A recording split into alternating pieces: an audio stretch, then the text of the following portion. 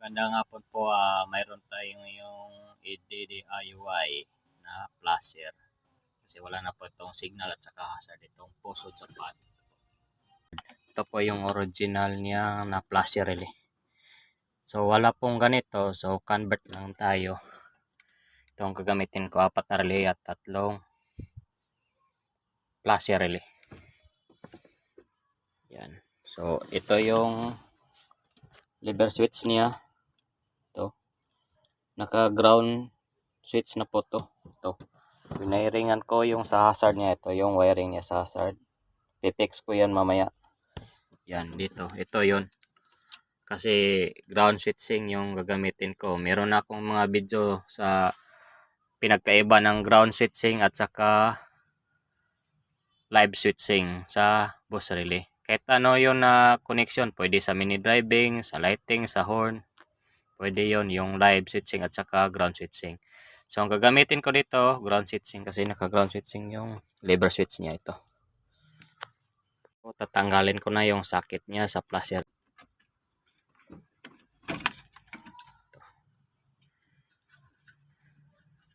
So, sisimulan ko na po mag-wiring ng signal at saka hazard.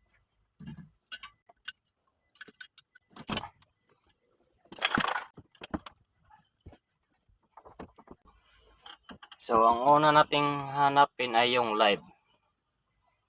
So, ito, live to.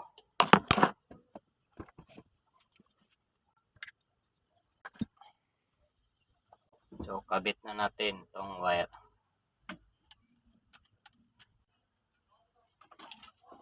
So, ito na ang wiring niya sa live. So, magwa-wiring din na tayo yung patungo sa signal at saka hazard. Yung bulb, patungo sa bulb.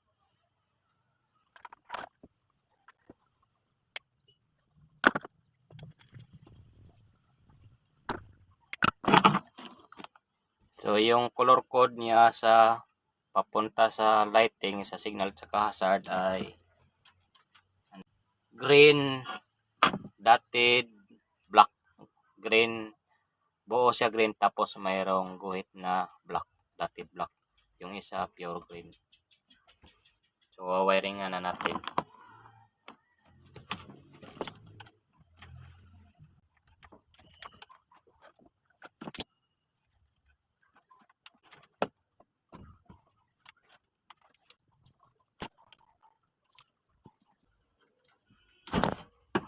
So, sunod natin hanapin yung wiring niya galing sa lever switch. Kasi yun ang switching natin, ground switching. Patungo sa bus dito. So, yung ground switching niya, ito po. Green at saka dotted red. Mayroong guhit na red at saka yung isa green at saka dotted white din. Mayroong guhit white ito. Tingnan niyo ito. Ito. Ito yung galing sa lever switch, green, dotted white at saka green dotted red. So, ito yung papunta sa lightings niya, signal at saka hazard. So, mapansin nyo dalawa kasi mayroon tayong sa hazard yung isa nito. Ito sa signal lipat and right. Saka ito sa hazard yung dalawa, yung output. So, ikakabit na natin yung wire galing sa lever switch para gawin nating switching kasi ground switching tayo. Kukonekta natin sa bus relay mamaya.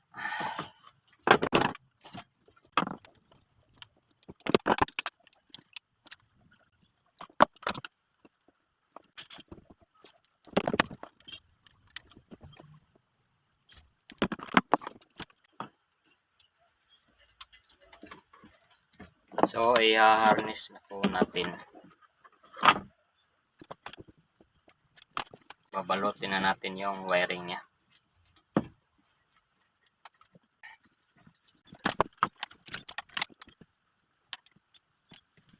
So, ngayon, ikakabit na natin ang bus relay. Ito, sa left at right niya na signal.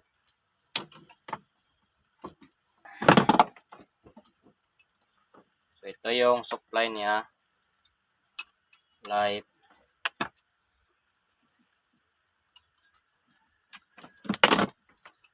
Kabit natin dito yung live. Ito live. Kakabit natin dito sa 30 at saka 85. Couple to. To 30 at 85 to. Kulay green at saka kulay yellow. To. Green 30, 85. To. Bali, 4 na wire yan, 2 relay. Yan ang supply.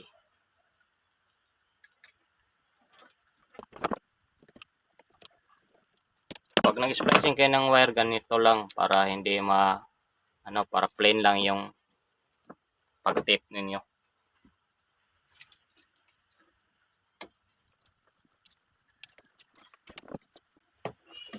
So, i-install din natin yung 2 flasher. Yung isa tungo sa left signal.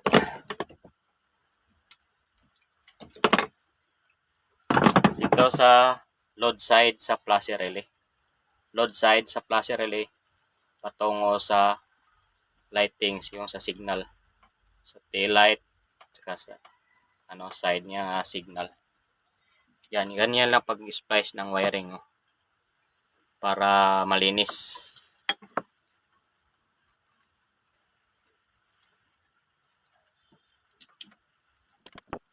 Tapos ito rin isa.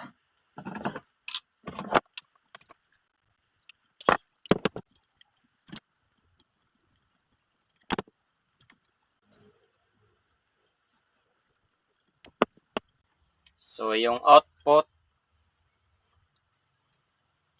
yung input pala sa flasher, dito natin ilalagay sa output sa bus relay na natin. Ito. Load side sa bus relay, 87 yung out patungo sa load side sa flasher relay. Yan.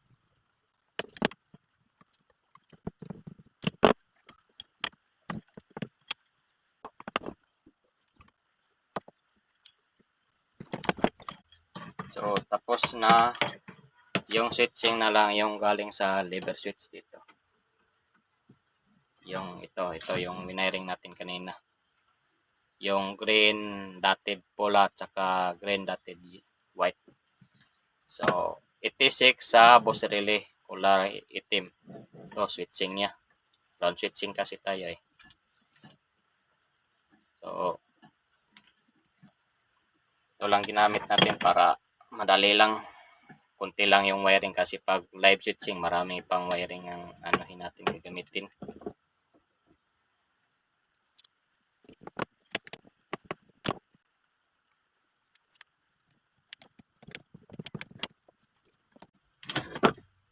Ito.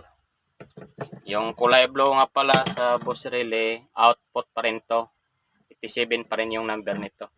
Pero pwede lang isang gagamitin nyo, yung pula.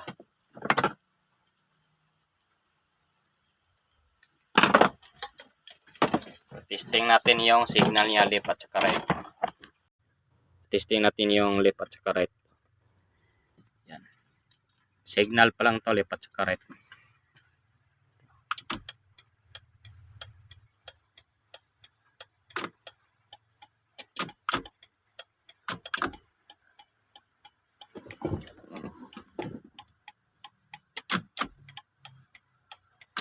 So, pag naka-switch tong lever sa left o sa right, gagana to, saka lang papangsyon yung flasher relay niya.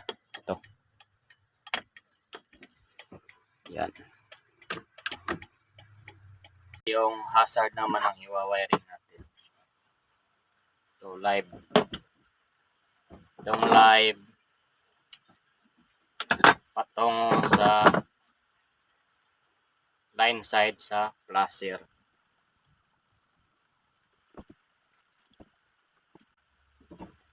Tapos, yung load side sa flasher papunta sa in sa bus relay. 2 dalawang boss relay ito.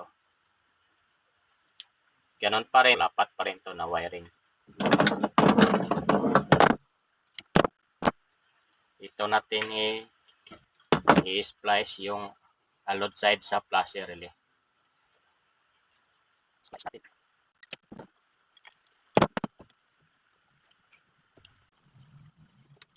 Tapos po nito, yung switching niya, yung 86 kulay itim ito.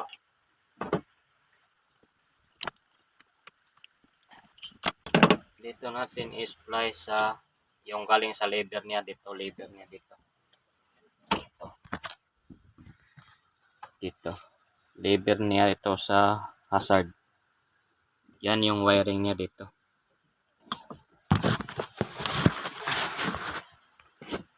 So ito yung wiring niya. Ito to yung dalawang itim switching.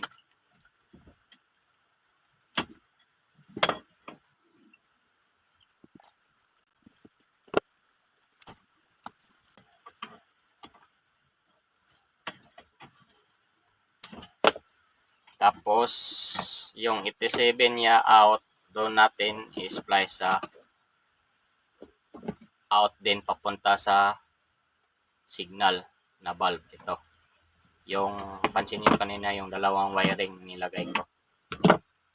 Yun yung purpose niya.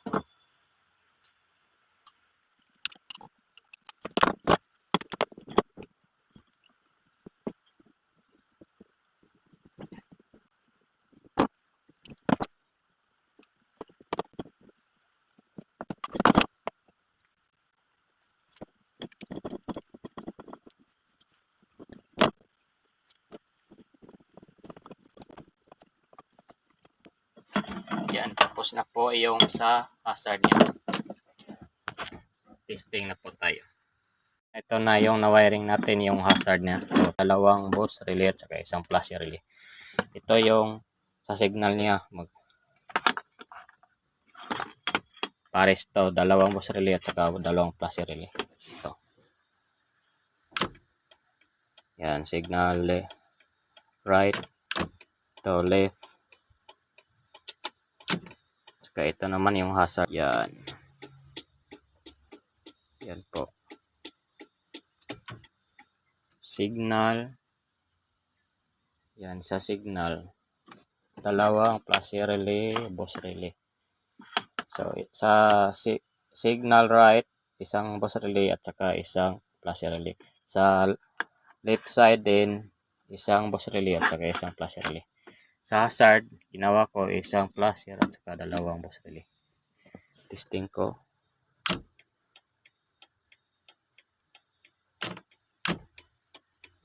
Okay.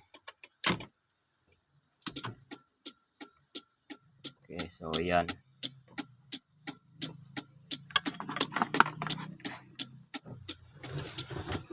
Bababa tayo para ma-test.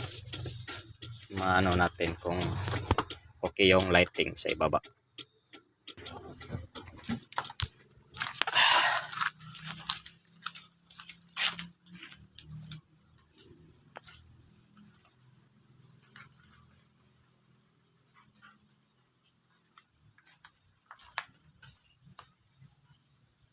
Yan.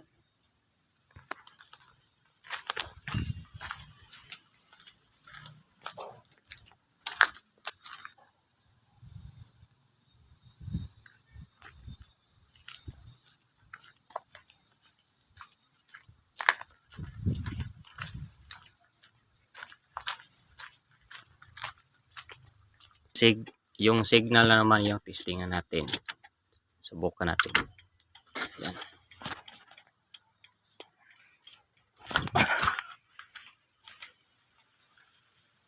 Okay. So yung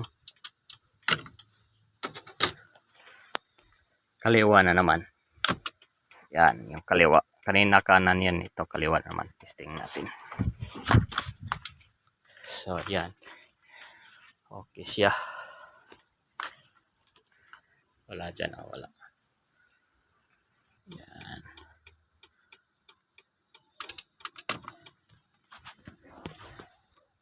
So hazard natin.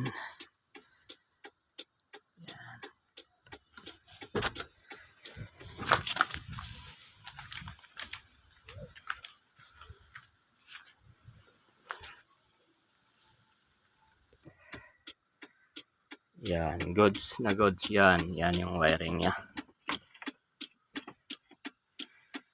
So, gabi na, ipipix na natin to bukas yung wiring.